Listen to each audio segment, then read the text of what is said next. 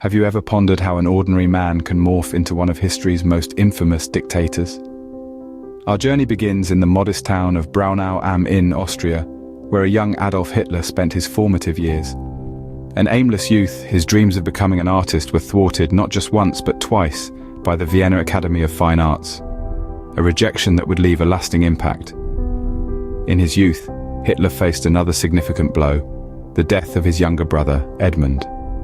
A tragedy that left him profoundly affected, transforming him from a confident, outgoing boy to a detached, sullen youth. These experiences in his early life, the rejection and loss, were the crucible that started to shape the man he would become. They were the seeds of a bitterness that would grow into a terrible ideology. Little did the world know, this young man, struggling with his life's direction, would soon shake the world to its core. But how did an aspiring artist turn into a political figure, you might ask? Well, the story takes us back to the trenches of World War I, where Hitler served as a dispatch runner. The war was a transformative period for him, shaping his political ideologies and ambitions. After the war, Hitler returned to a defeated and demoralized Germany, a nation ripe for change. It was then that he stumbled upon the German Workers' Party, a small but politically charged group. Initially assigned to spy on the party, Hitler found himself drawn to their nationalistic and anti-Semitic ideologies, eventually joining their ranks. His charismatic speeches and propaganda skills quickly propelled him to the forefront of the party. He infused the party with his own brand of extreme nationalism and anti-Semitism, transforming it into the National Socialist German Workers' Party, or more infamously known as the Nazi Party. From the trenches of the Great War, a political firebrand emerged, fueled by nationalistic fervor.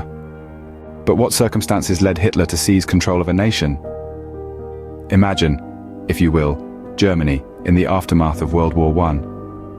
The nation was reeling, both socially and economically. The once proud empire was now reduced to a shell of its former self, its might and prestige decimated by the ravages of war. The Treaty of Versailles, signed in 1919, placed the blame for the war squarely on Germany's shoulders. It demanded hefty reparations that left the country financially crippled. This not only wounded the national pride, but also plunged the nation into an economic depression that seemed insurmountable. Life was hard for the average German, unemployment was rampant, inflation was skyrocketing, and the cost of basic necessities was through the roof. The people were desperate, disillusioned, and angry. They felt betrayed by their leaders and the international community.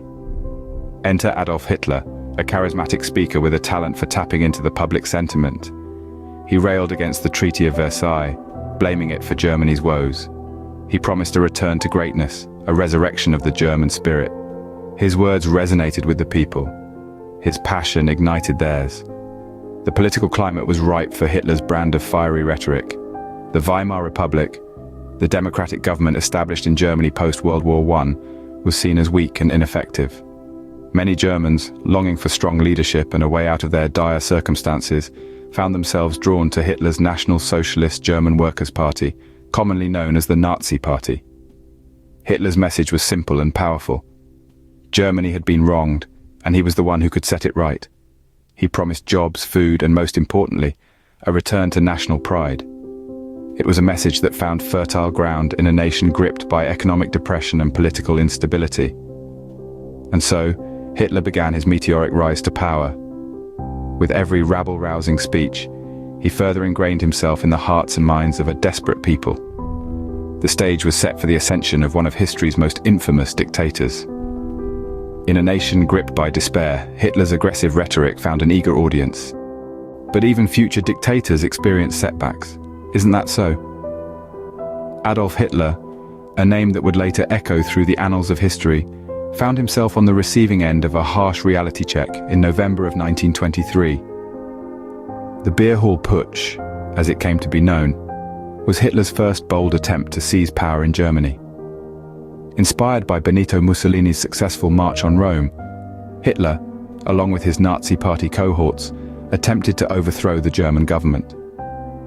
Their plan was to take control in Munich, march to Berlin, and from there, command the entire nation. However, the coup ended in utter disaster. the revolt was quashed by the German police, resulting in the death of 16 Nazi Party members and 4 police officers. Hitler, who had been hoping for a glorious uprising, found himself in custody instead. It was a moment of stark failure for the aspiring dictator, but as they say, every cloud has a silver lining. Hitler's subsequent trial for high treason was nothing short of a spectacle.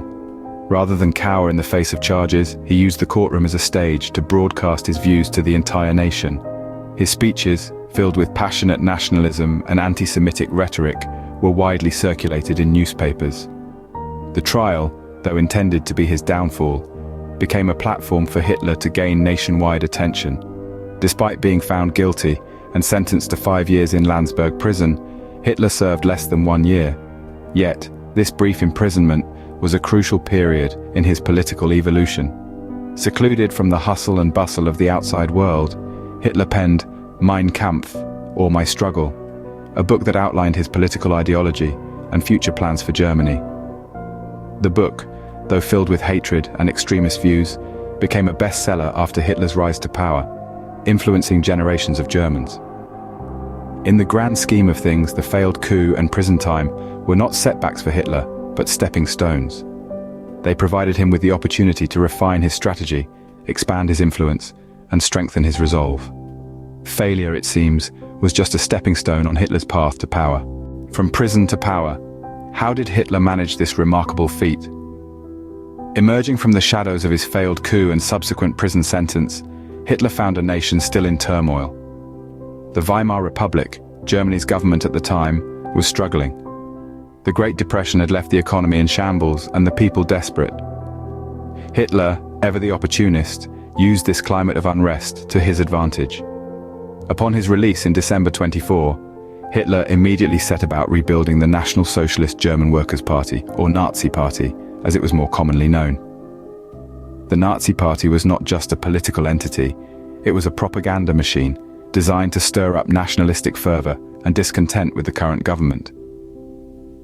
Hitler's charisma and powerful speeches played a significant role here, captivating the masses and swaying public opinion.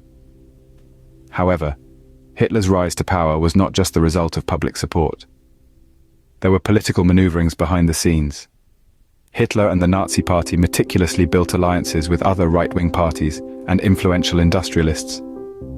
This political chess game was instrumental in Hitler's appointment as Chancellor in January 1933, a move orchestrated by a group of conservative politicians who believed they could control him and use him for their own ends.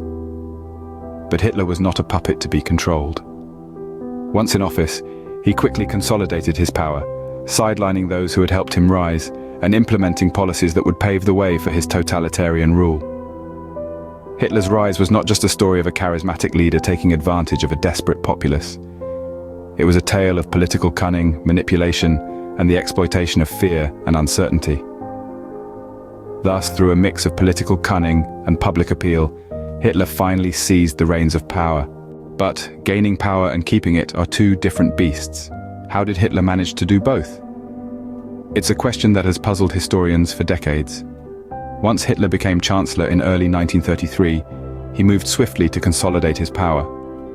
His first step was the infamous Enabling Act, passed in March of the same year. This legislation effectively gave Hitler the power to enact laws without the involvement of the Reichstag, Germany's parliament.